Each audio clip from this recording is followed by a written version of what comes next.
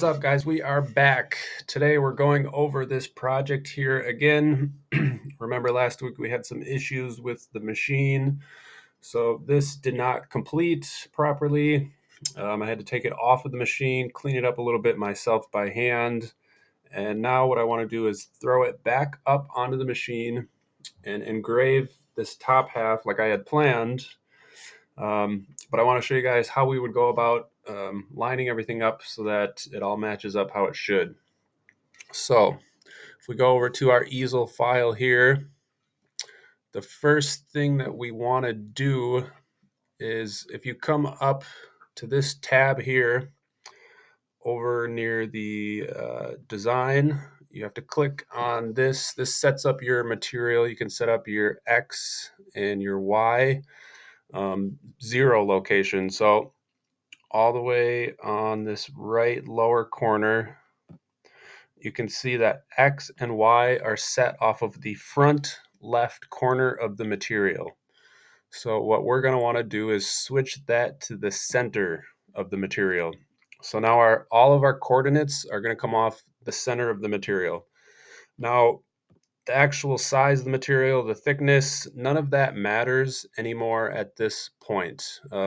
So I can leave it exactly how it is right here. It really doesn't matter. Obviously you can't tell it that I am working with a circle rather than a rectangle. That's not an option. There's no solid model where you can model the exact shape of your piece. You can only choose a rectangular shape like you would be starting with a board. So obviously that's not what we have here, but again, that does not matter anymore. As long as we have that set to the center of the material, it's going to work just how we want. So now what we're going to do is we're going to come up to edit, select all, and then if we go edit again and we center to the material, now that's going to put our whole project right in the center of the material. And again, this is a crucial part to get everything to line up how we want. So once again, if we select this top half, this is where we want the engraving to happen. And so my original plan was, let's come over to this left tab, come down to apps, go to generators. And remember, I was thinking of doing this texture generator on the back. I was thinking of doing something like this, autumn. That looks good. We'll go down and import that. So this was kind of the design I had originally thought of doing with with this project here. But one thing that I would be running into that I didn't think about originally was you can see that this lip down in here, this is where the dirt's all going to go. Remember, there's going to be a cover on here. But being that this sticks up an inch from this back face, the 90-degree V-bit that I use is a 1/4 inch shank, but I believe the head of it goes up to like a 1/2 an inch. So that means I would have to stay a 1/2 inch away from this with my pattern. So that's not a big deal, but it might look kind of goofy. So a 1/2 inch away, oops, that's not the one we want to move. Um, so a 1/2 inch away would look something like that with our pattern. And that's maybe not, it's not the worst, but it's not exactly what I would want. So I think instead of doing a texture on the back, instead what I would do is maybe just an image of some sort. So if we select that again, we could add an image out of the Pro Design library. I would probably pick something nature related since this is going to be a wall planter for plants. And again, I think we might have done this last week and shown, we just picked a flower or something. I think actually we picked maybe this flower right here. We'll pick that one again. So we could put that one up on the top. And we'll just switch the cut here so that we can see what it would actually look like. Let's go to 1.03. That's going to be a 0.03 cut compared to the back. Now we have to add a 90-degree V-bit so we can see what it looks like on our model. So we'll select the 90-degree V-bit, and that's going to give us a better image. So if we can select this flower again, it doesn't want to let me select it. There we go. Let's also center this to the material so everything lines up nicely. It's going to put it lower down, but we can just use the arrow keys now to bring it up to a better location. We'll say right there.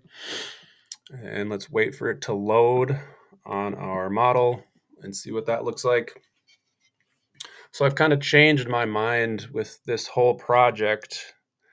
You can see once again, one thing I really wish you could do with Easel that you can't is I wish it would show the model completely cut with the 1/4 inch bit and then separately engraved with the 90-degree bit, but it doesn't know what you want to use the 90-degree bit on, so it just shows it used for the whole process.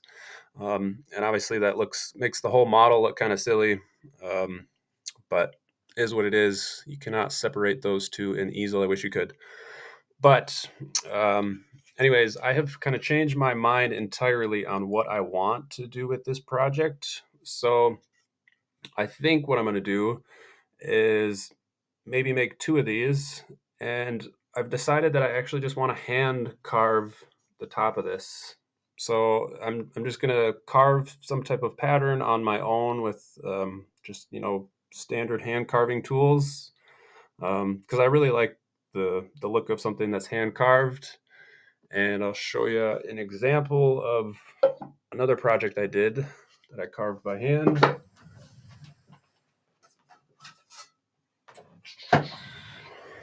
All right, so you can see here, I don't know if it's going to show up good or not, but this is just a sign that I carved by hand. It's a Nike sign. It says "Just Do It," but you can see it's got that hand carved texture. You can see it pretty good there.